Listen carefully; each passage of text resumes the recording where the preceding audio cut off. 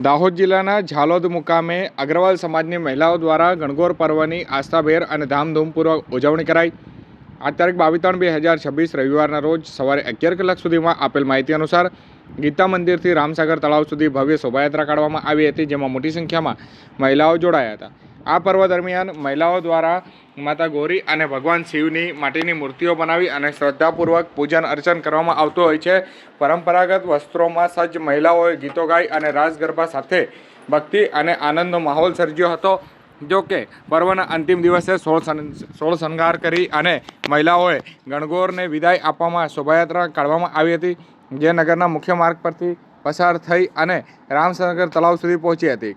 તળાવ ખાતે અંતિમ પૂજા અને અર્ચના બાદ ગણગોરનું વિસર્જન કરવામાં આવ્યું હતું।